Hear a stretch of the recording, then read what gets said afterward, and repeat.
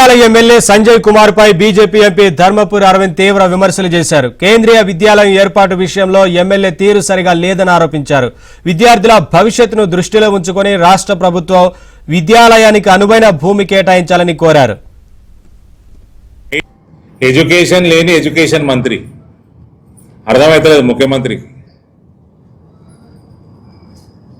కేంద్రీయ విద్యాలయము జిల్లాకొకటి శాంక్షన్ అవుతుంది. ఐడియల్ స్థలము 10 ఎకరాలు, హైయెస్ట్ స్థలము మ్యాక్సిమం స్థలం 10 ఎకరాలు కాదు, ఐడియల్ మినిమం 5 ఎకరాలు.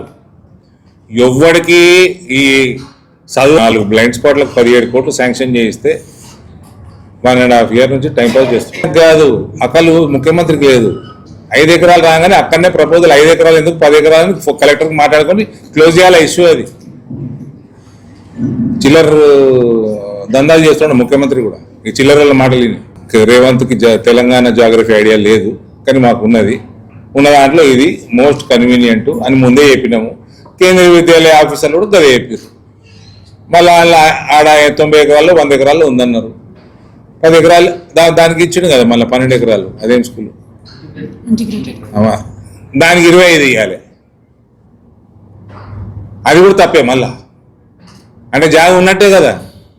ఫస్ట్ జీవో తీసిండు కదా, నేను దించేసిన ప్రెస్ మీట్లో దించేయలే.